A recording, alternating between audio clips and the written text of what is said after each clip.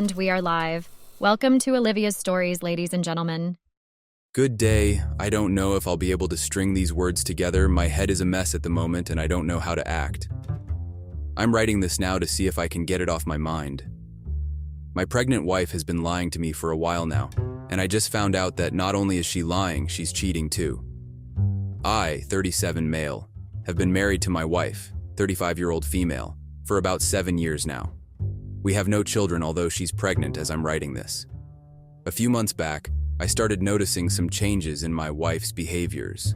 She was always a shy, quiet, and all-in-all introverted lady, and that was one of the reasons why I first fell in love with her. We used to cuddle for long hours, without saying a single word to each other, and for someone who's working. Life is very stressful, that was all I needed. But as I said, I started to notice her change. At first I thought it's good that she's starting to come out of her shell, took her 35 years, lol. She started going out more with friends, and she also started staying out long. Before then, my words were a commandment to her. She never went anywhere without my permission. She never did anything too without my permission. Luckily for me, my wife and I cloned each other's WhatsApp account on our phones. I had hers on mine and she also had mine on hers. We did this close to 12 years ago, 6 months after we started dating. It was something of an inside joke born out of seeing the sheer amount of people on the internet who had either been cheated on or duped out of a fortune by the SO. I hardly ever checked it because I trusted her, and she, before now, had never given me any reason not to trust her. But hey, here we are now. When I opened her WhatsApp on my phone, I saw different conversations from men and women that I have never known in my life. Many of those messages were inconsistent, as though she was deleting them. I started to get a little bit suspicious of what was going on. My wife worked for a friend of ours at a gym, so I just shrugged the weird feeling off. Maybe they now have new customers, I thought. Hey everyone. Unfortunately, basically everyone who is watching these videos isn't subscribed. It would mean the world to me to quickly get out of the full screen video for 3 seconds and press that subscribe button. It's free and you can unsubscribe anytime. Sorry for bothering and thank you so much if you subscribed. Even though I chose not to think too much about what I saw, I decided to turn on notifications for her messages.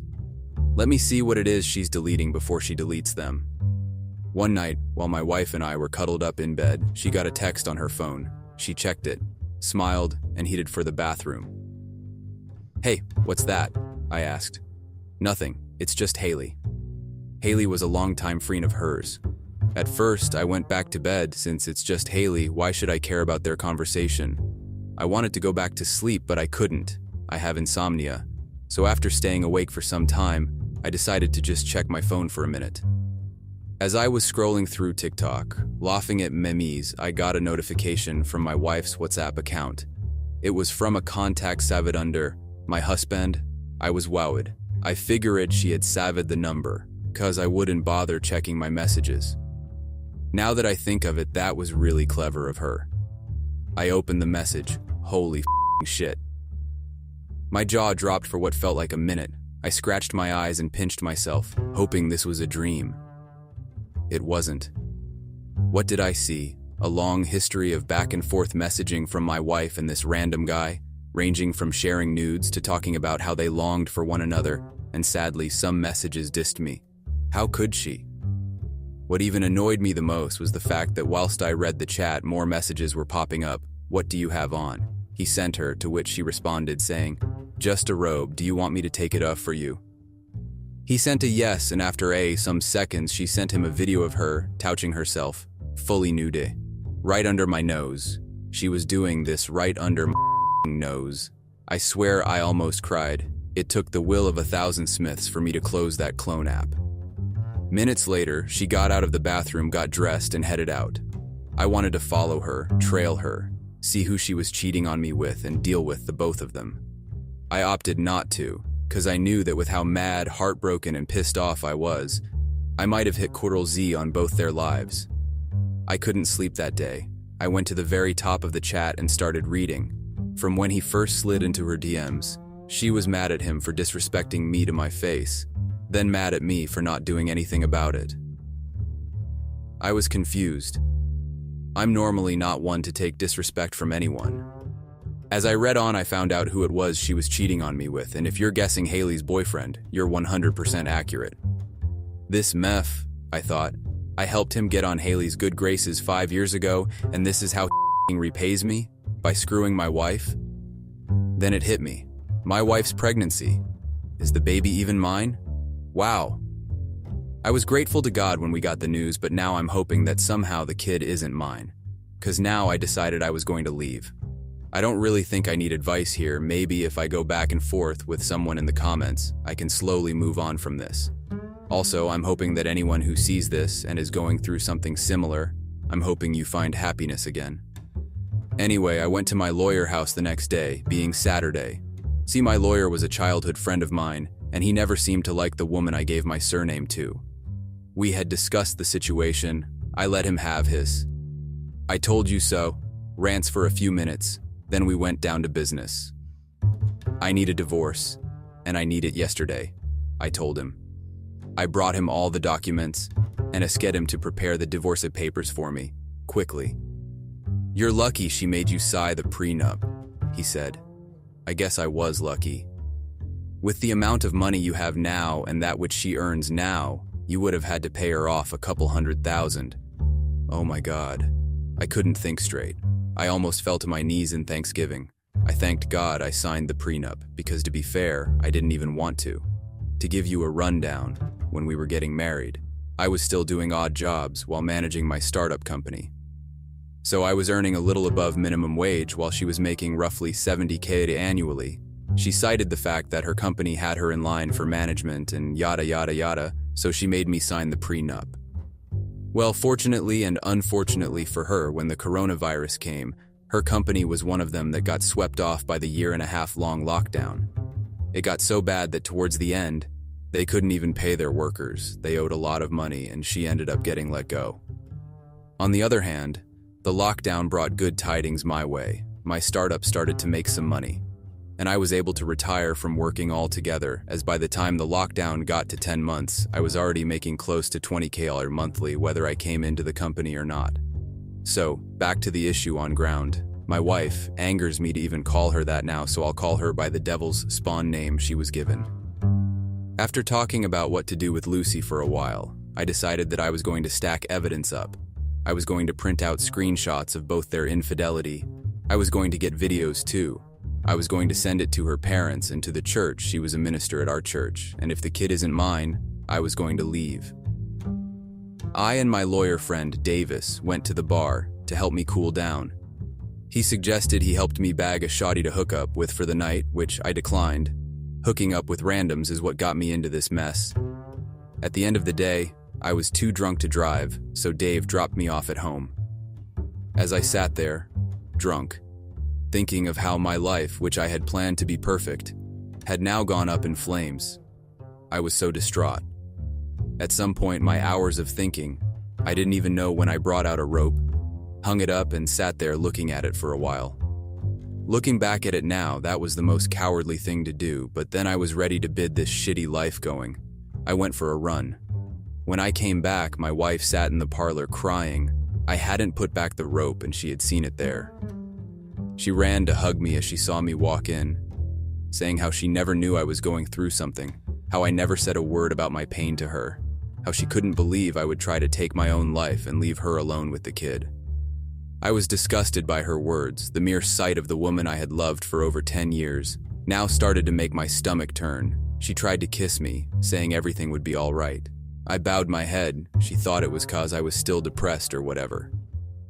At that moment, I looked her in the eyes and asked her, "Is there anything you want to tell me?" She froze, looking at me like she was trying to read my mind.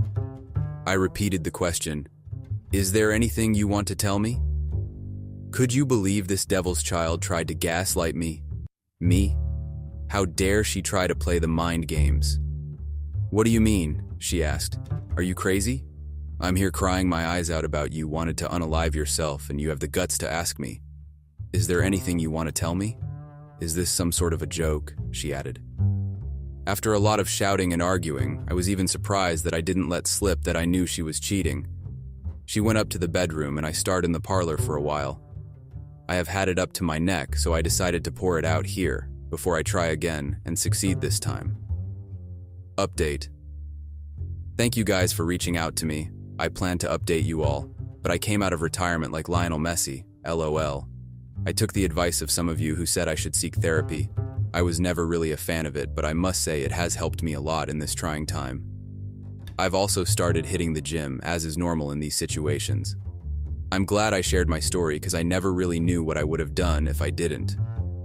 After that long argument where I left off, we didn't talk for weeks, which was fine by me as I didn't want to see her face anymore. I kept on taking screenshots and piling them up. Also, I put up hidden cameras in the house. Lucy owned the place. I wanted to believe that she didn't bring him over to the house and that they didn't do anything on the bed we shared. Well, let's just say I was stupid for thinking they wouldn't. After one more month, I had loads of evidence. I created a website which I posted all the videos I gathered, from videos of him to videos of hers, to videos of both of them. If you had seen me working on that website, you'd have thought I was creating a porn site. Well, 3 months later, Lucy was in labor. I had drafted all the necessary documents and had filed for a divorce. Her labor was on the day of her cheating partner's anniversary with Haley. Coincidence? I think not. I went over to their place with a copy of the documents and records of the affair. I knocked on the door and was greeted by Haley's. I handed the documents to her and say to her, "Your husband and my soon-to-be ex-wife are screwing each other." Within seconds, her husband came out, unclad but for a towel wrapped around his waist. I guess he didn't hear me at the door. From the look on both our faces, he knew what was going on. "Honey, I can explain, he said. Why do they always think they can explain? In a fit of rage, since I was days away from being free, I rushed at him, swinging. I even thought he would be able to put up a fight, but he wasn't. Such a pathetic, weak man. He was in his early 40s. As he laid on the ground, passed out like a fat man after one round of intimacy. I stood over him, wondering what would make Lucy cheat on me with this peon. As I left, I pulled his hair, taking a few with me. Now to find out if I'll be paying child support or not, I went back to the hospital, the nurses wondering why I had left and why I was walking in blood-fisted and with hair in my hand. I walked straight to one of the midwives, handed her the hair and said, "Take this. Immediately that child is born, run a DNA test with this hair and with my blood sample. Also, if the child is not mine, be sure my name isn't on the birth certificate." I went out again, to the church this time. Luckily, the pastor was on seat. I handed him another copy of the documents. I didn't even have time to see the look on his face. I placed calls, telling my Staub ex-wife's family that I have an important announcement and I want to meet all of them at their father's house. When I got there, they were all waiting for me. I started handing out more copies, from mom to dad to brother to sister. Everyone got copies. I made to leave, then turned to them. "She's in labor, may be mine, may not be mine." Then I made to leave again. Her younger sister, who weirdly also got cheated on, ran to hug me. She was crying. Her brother shook my hands and said, "Do what you have to do, man. She f***ed up. Feed her to the streets." Her dad walked towards me. A tear in his eyes, he stood in front of me for a while, both of us eyeballing each other. Then he spoke. "You've been the best partner any of my children has had, and you've been my favorite in-law. I know you're going to split from her, and frankly, I'm not asking you guys to stay together. I just want you to know, I didn't raise her this way." He hugged me, and for the first time in this whole ordeal, I cried. I headed home, called Davies, and set up the final phase. The big reveal. I had decorated the whole house with balloons and baby stuff, and hung a big sign on the wall which read, "I know what you did." I went back to the hospital. I had already missed the birth of the child, and this woman who doesn't know we are soon getting separated had the audacity to frown. She wanted to argue with me for missing the childbirth, but she needed her rest. I asked to see the child. The nurse looked at me. She had a sad look on her face. I knew what she meant. The child wasn't mine. I had mixed feelings about it. Happy that I don't have anything that would make me have to see this woman again, and sad that I didn't have a child. I went outside and made more phone calls. I called everyone to come to the house that we were celebrating the birthday of the child. Lots of other people in the neighborhood who knew her and us. I really wanted to crush this woman's whole life. Hours later, the doctor let us leave. I thanked the nurse for not putting my name on the BC and left. She tried to argue with me on the way home, but I stayed quiet. I had her right where I wanted her. On getting home, we were greeted by everyone. I was happy. Everyone was here. Her childhood friends, her work colleagues at her new job as a secretary, some well-wishers from the church. Yes, this was the first time I was happy in a while. I was ready to drink her tears. Davis was inside. I had him turn on the 102's plasma TV in the room and had it displaying the videos of her infidelity. We walked in. Her eyes first went to the big sign on the wall. Then everyone walked in ready for a party of some sorts. Psych. I must admit, ruining her life was probably what made me finally find peace. I had washed her dirty laundry in the open lol. She fainted. I waited for her to awake, then handed her the divorce papers. Davis said to her, "You see, the only good thing about this is you made him sign a prenup thinking he'd want your money. Now you're broke and you're not going to get any divorce settlements." She tried to plead, to hold me in her arms and cry and beg. I laughed and looked at her, then I said, "Remember that day when you found the rope? That day I wanted to end my own life? It was because of you. I gave you a chance to come clean to me, but you decided to pee all over my grave. I was as good as dead then, and you laughed in my face, you mocked me. Well, it's payback time." I looked her in the eyes and said, "I'm done. We're done." Then I reached for my pocket, pulled out my phone, blocked and deleted her number right there and then, in front of her and everybody. She was still crying, snort and mucus coming out of her nose and mouth. She looked at me and said, "Babe, stop. Think about our child. I love you. Don't leave me. Please." I laughed TBH. She didn't know I already tested the kid. I reached again for my pocket, pulling out the DNA results. I placed it on the table, and in true Michael Jackson fashion, I said, "But the kid is not my son," as I moonwalked out of the crowd. 2 weeks later, the divorce was final. Very quick, very smooth. I paid nothing, shared nothing, as we didn't even have a joint account. I was free. I saw her only at the depositions. She was a shadow of herself. She wore my clothes to the both of them. It was funny, I swear. Looking at this woman who I loved for 10 years, this woman who, 8 months ago, I would have given my life for without questions, I felt nada. Nada. I won't be updating any further, as I think I have done the story justice.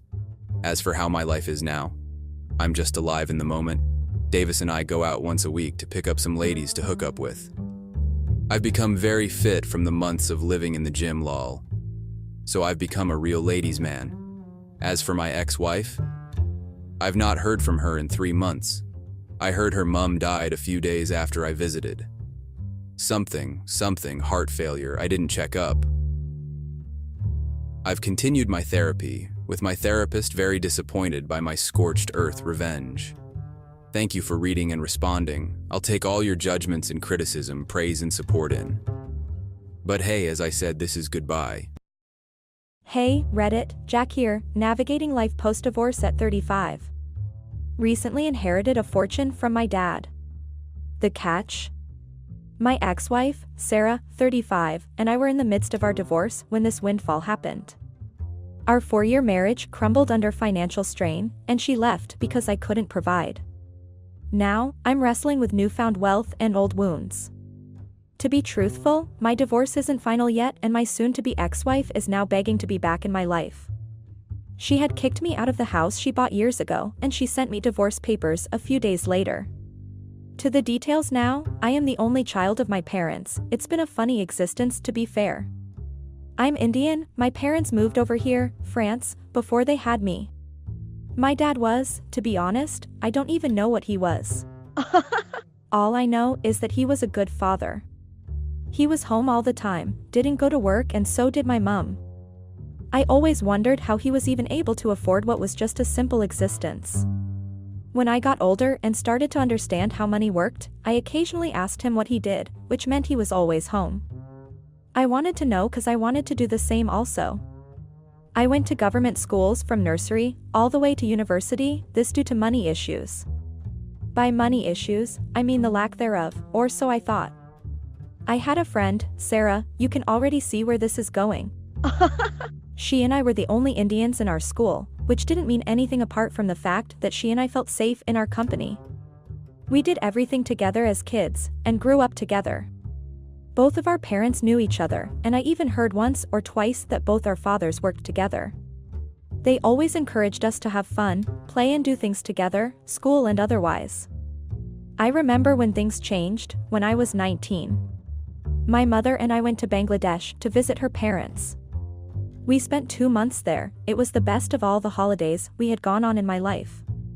I was happy to be in and around the culture, to go to ceremonies, to see how they said prayers there and especially to see my grandparents. While I was there, I one day overheard my parents talk about an arranged marriage of some sorts. Hey everyone. Unfortunately, basically everyone who is watching these videos isn't subscribed. It would mean the world to me to quickly get out of the full screen video for 3 seconds and press that subscribe button. It's free and you can unsubscribe anytime. Sorry for bothering and thank you so much if you subscribed. I wasn't clear on the details cause I was just walking past when I heard it and I didn't stay to listen. I just continued with my life. So, after the months we spent there I came home. Sarah had changed. Some of you already know where this is going, but for those who didn't, here's a little rundown. She was always beautiful, something I already knew. For I went to India, she was short, probably 4'11", 5 foot or 5 feet 1 inch. When I came back she had grown into a stallion. I always had a thing for taller ladies and I'm pretty tall myself, standing at 5 feet 10 inches. Other things I didn't notice about her started to become more noticeable. She was there when I came home. She and my dad welcomed us home. She brought croissants and a fruit basket with her. She had dressed real nice, like it was an event of some sorts. I won't lie to you, she looked mesmerizing. Like She gave me a passionate hug that lasted a while. We went out that day, anywhere to, as she said. I can't remember where we went that day, some of those places have even closed right now. A few days later, we went to Paris together. We had both decided to take a year off, before going to university. The year off had come to an end and we decided to check out the university we had both applied to and gotten accepted. Paris Sciences et Letters, the PSL Research University, Paris. We had a swell time there, she booked a hotel for both of us. We went to a party that night, stayed till 1 a.m. Then, we went to a nearby restaurant as the only reason we left the party was because Sarah was wasted and hungry. We bought a few things, she paid and we headed for the hotel we booked. When we got to the hotel, she got undressed in front of me. Yeah. Cue massive young boy penal panic. She put on a nightgown and joined me in bed. We had a long drunken conversation, laughed and played board games together. I must admit that when she became more than just a friend to me, I remember wanting to kiss her that day. I couldn't, because she was drunk and it would seem like I was taking advantage of her. Sarah and I waxed stronger as a pair. A few months into uni, I told about my newfound feelings for her and we started dating. We were in the same department and because both our families were close, we were allowed to rent a place off campus together. We were inseparable. Sarah was a bit of a materialistic girl. What do I mean a little bit? She is very materialistic. She also was an only child and her father, unlike mine, flaunted his wealth. To be honest, I'm still trying to figure out what it was they did. She had everything she wanted, her own car at 17, Mercedes-Benz. They had set up a trust fund for her, she had a platinum card and she lavished money at any given chance.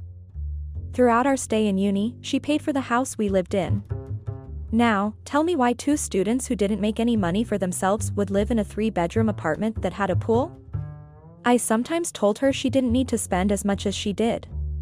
That we would still survive perfectly if we stayed in a self-contained apartment, if we cooked most of the food we ate, instead of ordering takeout every day. She never listened anyway, her dad funded her lifestyle and she was already spoiled. That was the only downside of being with her. I didn't have money, nor did I have wealthy parents, so I thought, and I didn't like accepting money from strangers, something my parents taught me against. After school, we were both 23, I applied for a job as an assistant lecturer in the university which I schooled at. Sarah refused to get a job, stating that her mother was a housewife so she would too. I accepted that fact as I thought it was only fair that I provided for my family, just like my father did. Mind you, we weren't married yet. Fast forward 8 years later, I had become a respectable lecturer in the university. I decided it was time for Sarah and I to get married. We were already dating for 12 years at this point. She was happy to tie the knot with me, and her happiness and mine were the only thing I wanted. We had both agreed that, like our parents, we were going to have just one child, and we planned to stay without kids for a while before having children. Having one child was my idea and the waiting till later was hers. We were very compatible and everyone around us saw that. One problem though, a year after we got married, Sarah's father stopped funding her extravagant lifestyle. His words were, "You're now married, so your husband should now cover your expenses. Learn to live by your husband's means." That was good advice he gave her there, and I wish she had heeded it. Of course she didn't, for you can't unspoil a spoiled fruit. It didn't take long for her to start getting frustrated with my situation. My father and hers had tried to lure me into their business, which I didn't join cause it sounded shady. Maybe that was why her father cut her off. She started nagging me, she started denying me time with her, and sometimes we didn't even talk for weeks. It was annoying. How could something so sweet go sour so quick? She even vowed to make my life a living hell. She fulfilled her promise, trust me. I started to hate going home. The lecturer's salary I earned wasn't much, but to me it was an honest living. It was enough to more than take care of both of us, and even enough to add a child's expenses. But nope, no way. She wanted me to earn $500,000 or more a year so she could have enough money to buy a Maybach every other day. She wanted Chanel purses and Louis Vuitton bags, one of which cost more than I earned in a month. It didn't take long for her to decide she's had enough. At the 3-year mark, as I planned our 3rd anniversary, she changed the locks on the house. It was a big house, one she bought on a whim because she had the money in her trust fund. I swear she really knew how to make a man cry. She kicked me out of the house. The very next day, as I walked into my office in school, there it was, divorce papers. I sat there, deep in thoughts. I didn't know what to say or do. I didn't know how to feel or how to try and fix it. I went home to my dad's. I didn't show up at work for days. I was thinking about how I lost my best friend, my lover, and my woman. I stayed home for a while as I tried so hard to get my life together. I started going to the gym. I decided I wasn't going to just let it go easy, cause she wanted a percentage of what I had earned. She cited the fact that we had been together for close to 16 years should count for something, the fact that because of me she didn't work for those long years, which was a lie. I had to go to court. My parents opted to stay out of our little disagreement, as they thought we would settle our dispute. While I was home, my father tried again and again to make me join in his business. He respected the fact that I wanted to teach but wanted me to have a good life. He claimed that working with him would give me just that. I didn't want to join him because I had a bad feeling about it, and also, I felt that staying home all day would definitely not be good for my mental health. At some point my father stopped asking. Just 5 months ago, my father died from what seemed like a heart attack. He was buried days later, as was a part of our culture. His lawyer met me at the burial and told me that his dad had a plan and in a few months he would read me his will. When I got home, I thought about what would be in the will. The house may be a few $1,000s, say $200,000 max. Well. I was wrong as fuck. I saw Sarah at the burial. She looked beautiful. She waved at me and later on came to give her condolences. She then went on to talk about the divorce, saying that due to the loss she would ease up the divorce case. She did as she said though, a real woman of her words, that lady. She rewrote the divorce clauses and I signed them. Then I was told that the divorce would be settled in 4 months. Just last month, Sarah called me. She went on a full rant crying profusely as she told me that her father had been arrested. She didn't know why, but that she needed comforting. I was tempted to go see her, but as I put my clothes on and headed over, I was met at my door by my mom and our family lawyer. He had come with the will which he said he'd be bringing. It was a video message and then a bunch of documents that I needed to sign. In the video message, my father explained how he was happy that I didn't cave and joined him in his business. He spent a few hours explaining what his business was all about. It's something I can't go into because of how incredibly illegal it was. He then said that he knew he was dying and he opted not to die quietly. He decided he was going to out the whole enterprise. After that, he went into talking about his assets. I was wowed. He had millions and he lived life as though he didn't even had anything. He drove a Honda Civic. I laughed, to be honest. He gave the lawyer 1.3 million euros for being loyal. Imagine that. He said he had opened a trust fund for myself, which contained over 10 million euros. He had bought himself an island worth 104 million pounds, the island which now belongs to me. Then he left my mum, according to him, whatever is left after the police is done with them. I signed the documents and got the cards and pins and whatnot. This shit is real, I said to myself. In just an hour, I had gone from having just 12,000 euros in my account to not needing to work a day in my life ever again. Just moments later, my soon-to-be ex-wife called me again, saying that I promised to come and I haven't, so I went over. We spoke at length about how the year has been on her. She complained about not always having money, how her father had slowly started to lose money, how her family house was visited by the police frequently.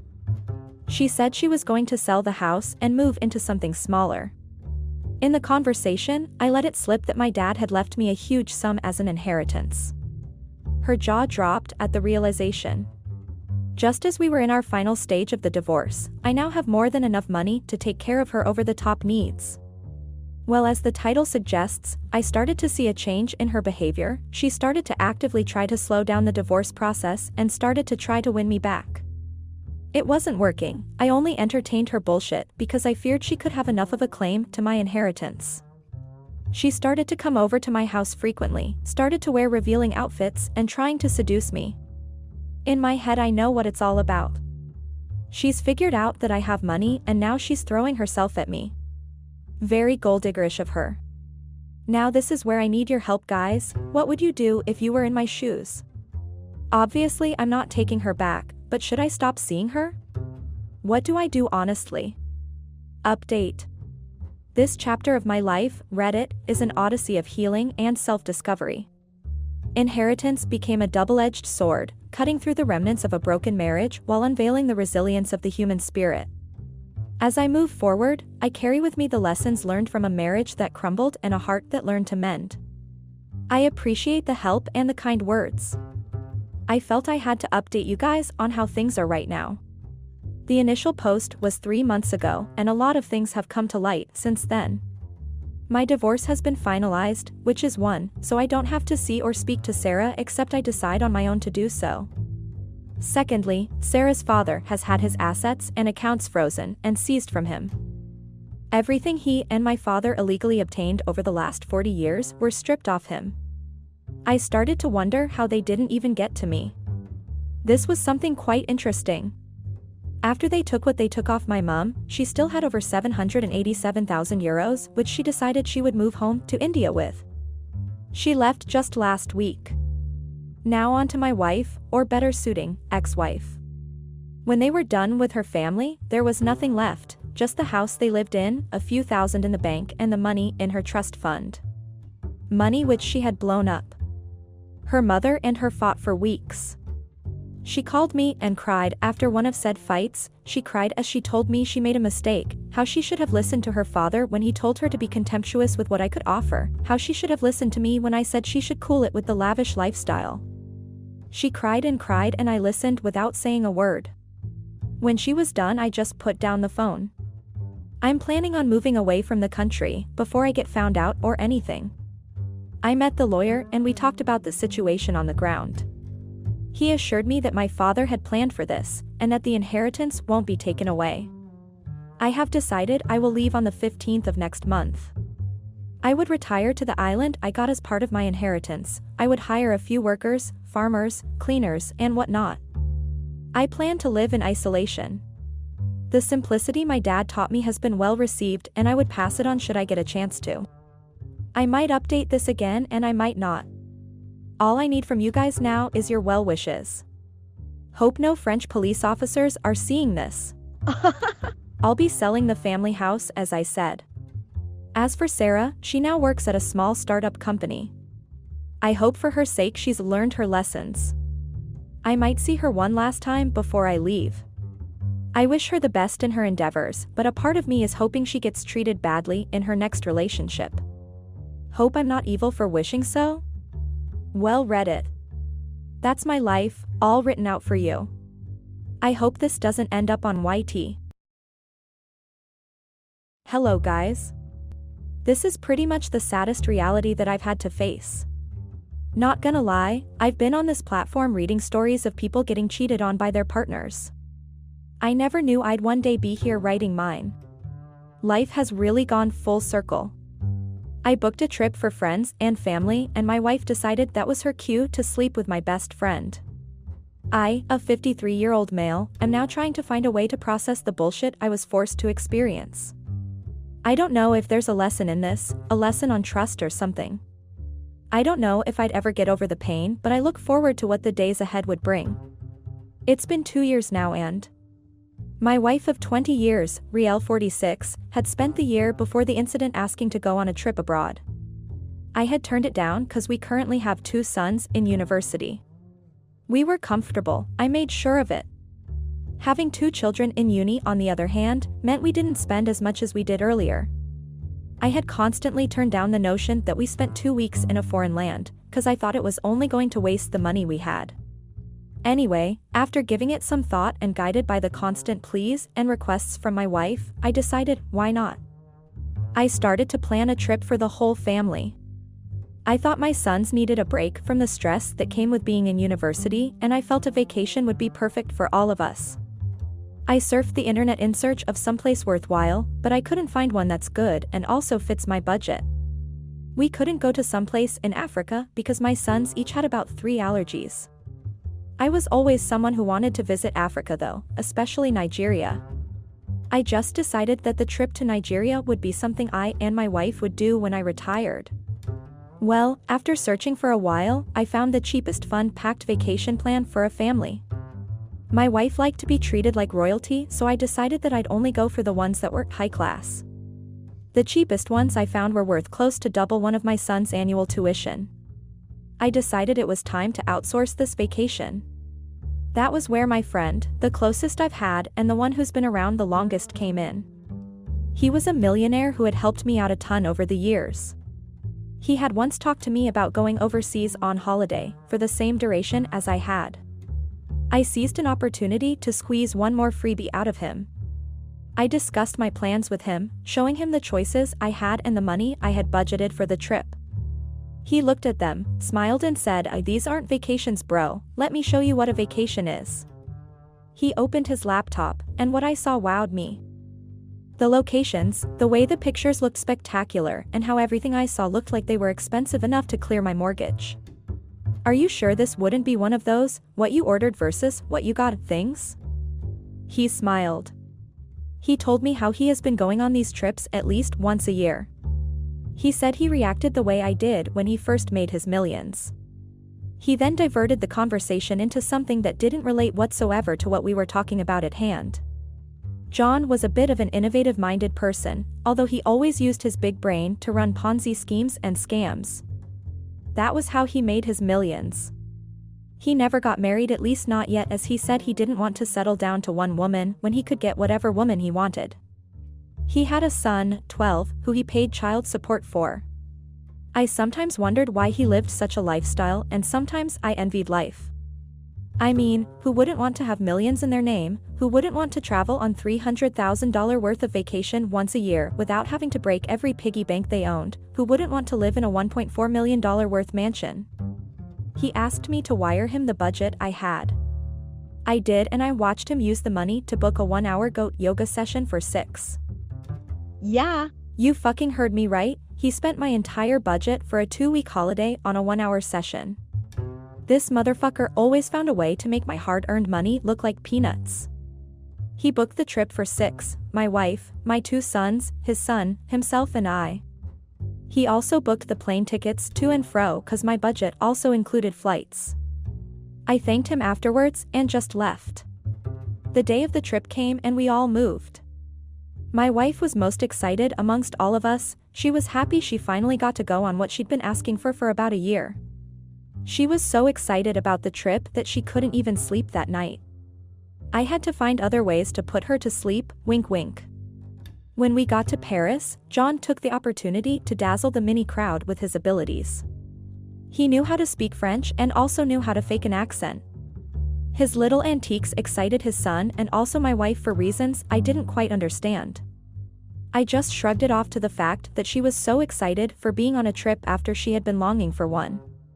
You got to the hotel we booked and it was marvelous. I should say he booked. It had wonderful scenery and it was literally the biggest hotel in Paris and also the most expensive. We spent a lot on this location. John said he did it because he wanted to show me how happy he was to have a friend like me.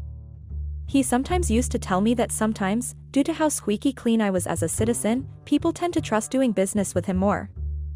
He said something about a few of his clients doing background checks on me one day, which really freaked me out. The hotel had a large house-type suite in the penthouse, had like 4 or 5 rooms, and had bathrooms in all of them. It also had a recreational lounge and a pool at the balcony. It had games, which interested John's son, who got immediately preoccupied by one. It had a pool table and an in-house gym. I'm really going to get jacked here, I heard my sons say to one another whilst they admired the size of the gym and the quality of the tools. My wife immediately went into one of the rooms and into the bathtub. I joined her in there in a few minutes. I must say, I used to read manhwas that had sex in the bathtub as part of it. Trust me, the bigger and better the tub, the better the *X. Very next day we went about our different itineraries. Although we did sometimes do something together, the itineraries we had together included or not exclusive to karaoke, play snooker together, the already scheduled goat yoga, and some other things that I don't actually know how to pronounce because the French. It was around 7 p.m. John sent his kid to go to sleep whilst the adult continued to have fun. My sons were 21 and 18 respectively, so since we were in Europe, we let them drink and join us when we went into the nearby club. We had fun as a bunch of adults and I, for one, was glad I didn't have to do any parenting.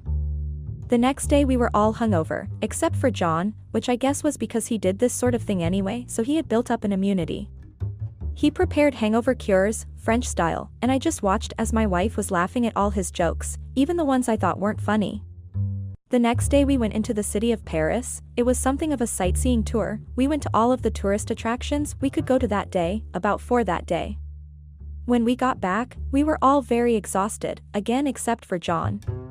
We sat in the living room in the penthouse and recounted our day. We talked about how fun it was and how it was good that we decided to save the visit to the Eiffel Tower for last as in the day before we were scheduled to return to the US. John continued being the comedian, with his funny getting more and more repeated and unfunny. I just wondered one thing though, why does my wife seem to be laughing at every one of his jokes and asking him to repeat them and all that? I looked across the room, to be sure I wasn't the only one not laughing. Alas, it was the other way round, my wife was the only one laughing. When I locked eyes with my sons, it showed that they too wondered what was funny. We all started to retire to our sleeping spaces, starting with John's kid. I can't lie, I keep calling him John's kid because I have completely forgotten the boy's name. My 2 sons followed, then myself. I beckoned my woman to join me to bed, but she insisted I wanted to stay awake a little while longer. At midnight that day, I woke up to ease myself. My wife was sleeping right beside me, but what I found weird was the nightwear she had on. It wasn't from our pile, and it also wasn't the same as the ones in the room we slept in. The nightwear in each room had different colors. I hadn't been in all the rooms, so I didn't know which it was from. The next day I had woken up earlier than I did on the days prior. I had something in me I had nicknamed the need to know basics. Need to know as in I need to know the answers to my questions. I never liked leaving any situation without a remedy. I got into the other rooms one after the other cause I couldn't rest if I didn't know which room the nightwear she had on was from. On getting to the 4th room, I saw one of the cleaners walking out with the night clothes from each of the rooms. It seems he had come in thinking no one was in because in 3 days prior to this day, we were always already out. I counted the piles on his hand to see if he had done all the other rooms, which I hadn't entered. He had. I tried to see if I could determine, from how the piles were stacked, what room he had gotten what set from, but before I could even get to that, the cleaner stuck all in a bag, as understandably, they might have been too heavy for him to keep carrying. I went back to the sitting room, put on the 100 inches TV, and sat to enjoy a movie. Maybe that would take the thought away from my head. My wife came in, behind the cleaner. One could tell that she had just awoken. She was having one of the nightmares we brought with us this time. She came closer and kissed me, saying, "Good morning, my husband." I laughed and replied, "Good morning, your husband's wife." The cleaner looked at me. He had some sort of pity in his eyes. I couldn't understand why he would look at me pitifully. I started to think maybe because this was a different place, with a different culture, that maybe that was how they showed jealousy or envy here. Maybe he wanted what we had. I swear I'm FING stupid. Looking back at that day and recalling the look on that man's face, I am now heavily disappointed at the level of stupidity which I attained that day. I now even wonder how I managed to have 2 sons who are flipping Einsteins at their fields. The days went on. Each day we'd go out and have a blast, all expenses covered by John, and every day we'd come back and I'd sit through another round of enthusiastic show from my wife to my best friend. At some point it started to seem even insulting. Well, the last day came, Eiffel Tower Day. I and John had helped my sons get in bed with twin European ladies the night before, and that was what we were talking about for the most part of the tour. The 18-year-old was just losing his virginity. Don't ask me why he lost it that late, I don't know, and was happy as F***K about it. He could stop talking about how he was tired of doing just second base stuff with his girlfriend at school. I didn't know he had a girlfriend, otherwise I wouldn't have helped him get with one of the twins. The 22-year-old, he just got out of a 4-year relationship. Well, he didn't just get out, it's been a year since they broke up and I was trying to get him back in the game. My wife seemed a little disturbed. Initially I thought it was because of the discussion we were having, so I changed the topic. We continued our tour. My wife kept behaving weird and I kept wondering why. I had asked her if anything was wrong, but she kept on saying no. Minutes later, she told me she wanted to leave, that wasn't feeling good, that her tummy hurt and that she was tired from walking. I told the rest that we were going to wrap it up and head home for the day, but she insisted that she didn't want to spoil the fun for us. It took some convincing for me to decide to stay back and let her head back to the hotel alone, but I finally caved, called her an Uber and kissed her goodbye. There was a few seconds of awkward chatter before I got the boys hyped up again by suggesting we go to an arcade place. We got to the arcade and then the fun started. We played a few of those dancing games where you dance according to the arrows that come up on the screen. Then we played some laser tag. Not to brag, but I spent some time training to join the military, and although I ended up not joining the military, some of my residual skills remained. In this case, I was still a very good shot. We played capture the flag against another family there, a dad and his 4 sons, aged presumably between 22 and 10, I don't know. I brought the smoke. The little boy on the other side cried because of how bad we kept beating them. In the midst of it all, John got a text. I had seen from the reflection in his eyes that the text he got was an alluring photo. I gave him that nice look and shook his hand. We both laughed and then he walked out of the field. In my own Christian mind, I thought the booty call was from a girl he met at one of the parties we went to. We went back to the game we were playing with the other dad and his 4 sons, this time 1 man short. The handicap gave them a fighting chance.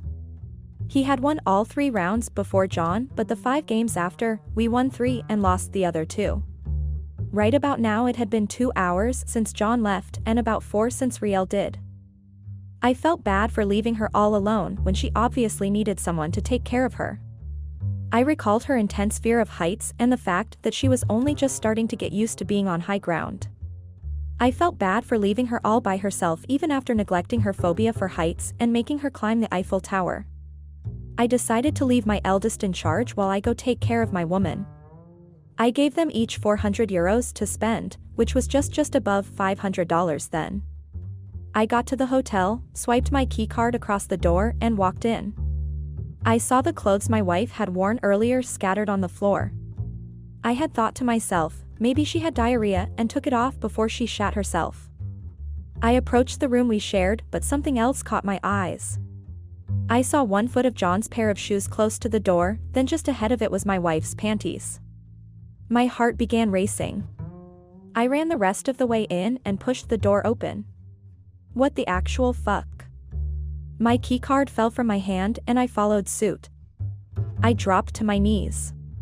It was the sound I made when hitting the ground that drew their attention. The two were so carried away, they didn't even hear me walk in. I wanted to do something, shout, hit, something. I needed to do something, but I couldn't. I shouted the loudest F***K I had ever heard, and then I went numb. I couldn't hear anything, I couldn't feel my surroundings, and everything in front of me was a blur. I saw the two of them run towards me, but I didn't hear a word of what they said. I saw them touch me, but I felt no hands on me. It took a good minute for me to regain consciousness. I was still knelt where I was. My wife was saying words and now they were audible. She was pleading for my forgiveness, saying how sorry she was. Saying how it was only a one-time thing, that she made a mistake, and how she'd spend the rest of her life trying to make it up to me. All those words went in one ear and out the other. As I knelt there, the one thing that came to my head was the look of pity on the cleaner's face that day, the look I had thought wasn't what it actually was. I know now why he pitied me. This woman was fucking my best friend. I got up and left. I didn't know where to, I just walked. I think I might have lost consciousness again, cause the next thing I remembered was it being nighttime and me still walking. I asked the nearest person how far I was from the hotel I stayed at. I was told it was almost 2 kilometers away.